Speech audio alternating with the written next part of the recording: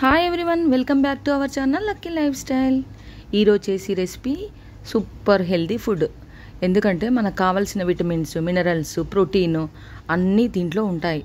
So మీరు compulsory last వరకు చూడండి. ఈ రెసిపీ ఎలా చేస్తుందో అని లాస్ట్ వరకు చూడండి, మొత్తం అర్థమవుతుంది. సో మీకు నచ్చినట్లయితే నాకు కంపల్సరీ లైక్ చేయండి. లైక్ చేయకుండా ఉట్టినే చూసి ఊరుకోకండి ప్లీజ్. సో నేను చేసే రెసిపీ ఎలా చేస్తానో మీకు చూపిస్తాను. సో నాకు ఇష్టమైన రెసిపీ ఇది. మా ఫ్యామిలీలో కూడా చాలా ఇష్టపడతారు, మీకు కూడా ఇష్టమవుతుంది చూస్తే. చేసుకుంటే రుచి చూస్తే అందరికీ ఇష్టపడతారు ఈ రెసిపీ. చూద్దామా? ఫస్ట్ అయితే మనకు దీనికి కావాల్సినవి అయితే క్యారెట్, బీన్స్, పచ్చిమిర్చి, బఠానీ, పచ్చి బఠానీ, కరివేపాకు. ఇది ఫ్రైడ్ రైస్ కదా, సో నేను పసుపు వేయలేదు కొంచెం కూడా, ఎందుకంటే ఎల్లోయిష్గా చేంజ్ అవుతుంది కాబట్టి నేను పసుపు వేయలేదు. వైట్ లాగా ఉండాలి కదా వైట్ రైస్. సో అందు గురించి ఫ్రైడ్ రైస్ లాగా చేస్తున్నాను కాబట్టి ఎల్లో ఉండకూడదు అని నాకు అనిపిస్తుంది. ఎల్లో చేస్తే మనకి ఏమవుతుందంటే తాలింపు రైస్ అవుతుంది. సో ఫ్రైడ్ రైస్ లాగా ఉండాలనుకుంటే మనం పసుపు యాడ్ చేయొద్దు. సో సాల్ట్ కొంచెము, పెప్పర్ పొడి కొంచెము, ఇలా ఇవి అన్నీ వేయాలి. కొద్దిగా అయితే ఎల్లిపాయ ఎక్కువ, ఎల్లిపాయలు ఎక్కువ తీసుకొని అల్లం అయితే కొంచెం తక్కువ తీసుకోవాలి. ఎల్లిపాయ ఎక్కువ తీసుకుంటే ఏమవుతుందంటే ఫ్రైడ్ రైస్కి సేమ్ అలాగే టేస్ట్ వస్తుంది. నేనైతే ఎల్లిపాయలు అయితే ఎక్కువ తీసుకుంటాను. మీరు స్పైసీగా కావాలనుకుంటే కొద్దిగా ఎల్లిపాయలు ఎక్కువ తీసుకోండి, చాలా బాగుంటుంది టేస్ట్. మీరు కూడా ట్రై చేయండి.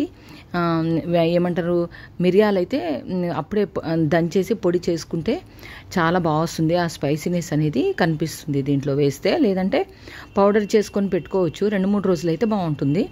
ఎక్కువ రోజులు అవుతుందనుకో ఆ స్పైసీనెస్ అనేది పోతుంది. అందు గురించి నేనైతే పౌడర్ చేసుకొని పెట్టుకోలేదు, అప్పటిదప్పుడు పొడి చేసి దీంట్లో వేశాను. చాలా బాగుంది టేస్ట్ అయితే. మీరు కూడా ట్రై చేస్తుండండి. మీరు ఇంకా మీకు కావాల్సిన రెసిపీస్, ఇంకా మీకు కావాల్సినవే చేస్తూ ఉంటాను. మీకు నచ్చినట్లయితే నాకు కమెంట్ రూపంలో తెలియజేస్తూ ఉండండి. మీరు కమెంట్ రూపంలో తెలియజేస్తూ ఉండకపోతే మీకు ఎలా నచ్చుతుంది అనేది నాకు తెలియదు. కాబట్టి మీరు నా రెసిపీస్ నచ్చినట్లయితే కమెంట్లో తెలియజేయండి.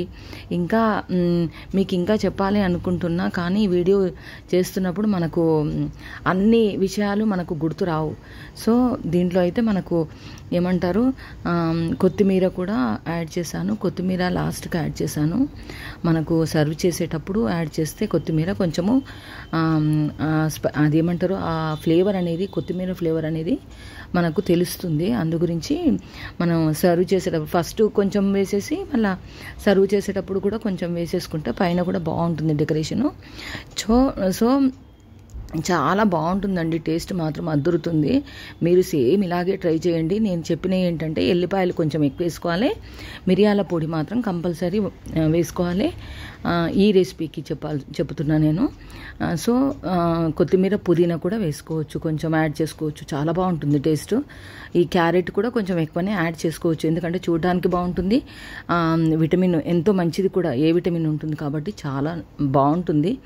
సో నేనైతే ఎప్పుడు ఇలాగే చేసుకుంటాను. ఫ్రైడ్ రైస్ కావాలంటే మనకు ఫ్రైడ్ రైస్ అంటే ఆయిల్లో ఫ్రై చేసినట్టు ఉండకుండా కొద్దిగా ఆయిల్తో లేకపోతే కొద్దిగా గీతో వాడితేనే చాలా మంచిది. ఇలా ఎక్కువ వెజిటబుల్స్తో రైస్ చేసేసుకుంటే, రైస్ తక్కువ ఉండాలి, వెజిటబుల్స్ ఎక్కువ ఉండాలి, చాలా మంచిది హెల్త్కి కూడా.